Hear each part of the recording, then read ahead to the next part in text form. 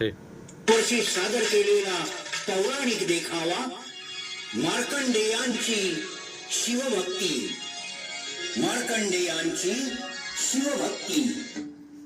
ऋषी मुकुंदू आणि मरुद्वती यांचा विवाह होऊन बरीच वर्ष लोटली तरी त्यांना संतान प्राप्ती होईना. संतान सुख नाही म्हणून उभयता सदैव खिन्न असत. संतान प्राप्तीच्या इच्छेनं त्यांनी भगवान शिवशंकरांच्या घोर तपश्चर्येला प्रारंभ केला. ऋषी पतीपत्नीच्या अनन्य साधारण भक्तीवर प्रसन्न होऊन भगवान भोलेनाथ साक्षात प्रगट झाले.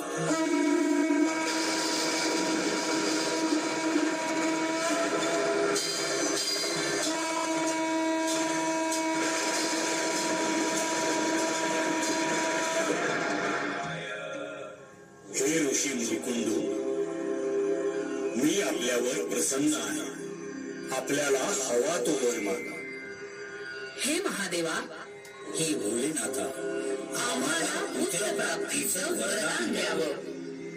मी आपल्याला 2 पर्याय देतो. त्यापैकी एका पर्यायाची निवड आपल्याला करावी लागेल.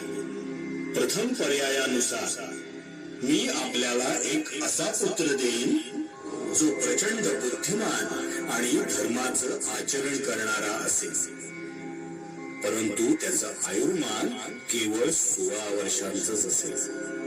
तर द्वितीय पर्यायानुसार दीर्घायुषी परंतु दुष्ट स्वभावाचा आणि सुस्त प्रवृत्तीचा पुत्र लाभेल. हे महादेवा, आम्हाला बुद्धिमान आणि कीर्तिमान पुत्रप्राप्तीचं वरदान द्यावं. तथास्तु.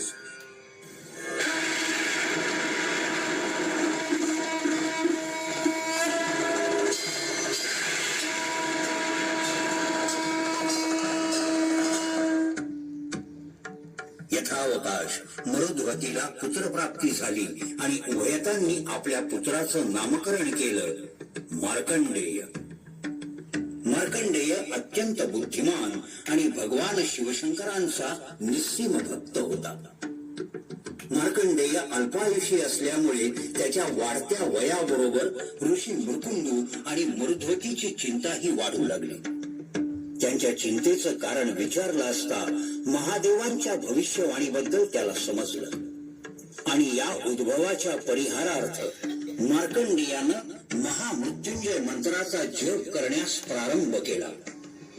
ओम त्र्यंबकं यजामहे सुगंधिं पुष्टिवर्धनं उर्वारुकमिव बन्धनान् मृत्योर्मुक्षीयमामृतात्. ओम त्र्यंबकं यजामहे सुगंधिं पुष्टिवर्धनं उर्वारुकमिव बन्धनान् मृत्योर्मुक्षीयमामृतात्. वाळूच्या शिवलिंगासमोर एका पायावर उभं राहून मार्कंडेय शिव आराधनेमध्ये दंग होता.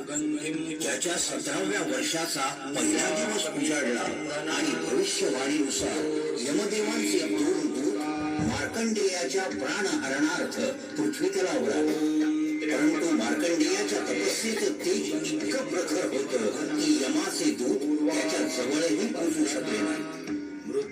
यमराज क्रोधित झाले आणि मार्कंडेयाला घेऊन जाण्यासाठी स्वतः आले.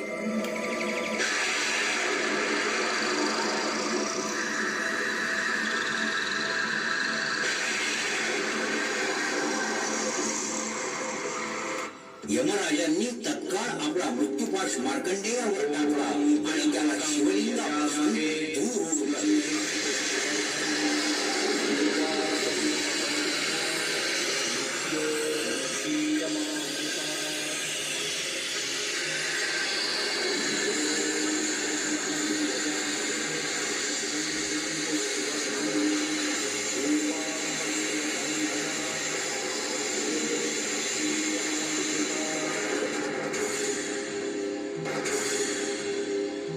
हळूहळू मृत्यूपाश मार्कंडेयाच्या गळ्याभोवती आवळला जाताच मार्कंडेय असहाय्यपणे रडू लागला. पण त्याही अवस्थेत त्याची शिव आराधना सुरूच होती. ओम त्र्यंबकं यजामहे सुगंधिं पुष्टिवर्धनं उर्वारुकमिव बन्धनान्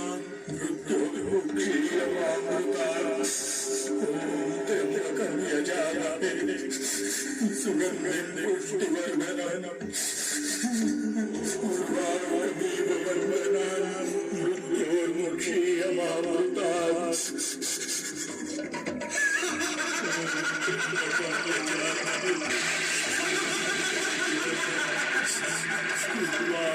मी तुझे धारण करण्यासाठी आलोय मार्कंडेया. चल माझ्याबरोबर.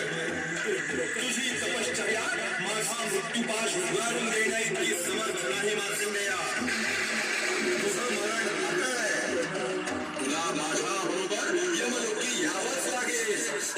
चल. आपल्या भक्ताची ही असहाय्य अवस्था पाहून देवाधिदेव महादेव साक्षात प्रकट झाले.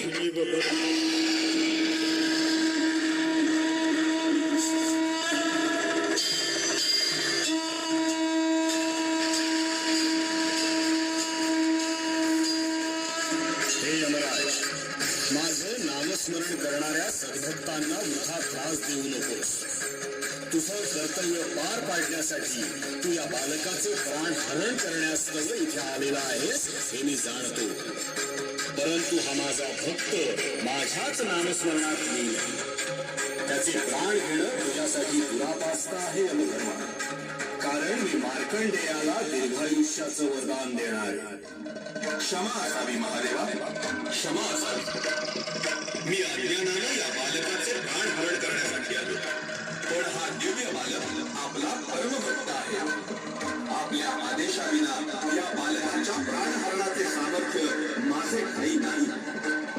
भोलेनाथ, क्षमा करा, क्षमा करा त्रिनेत्रधारी, मला क्षमा करा. अशा प्रकारे देवाधिदेव महादेवांकडून चिरंजीवित्वाचं वरदान प्राप्त करून मार्कंडेय स्वगृही परत आले. कर्पूर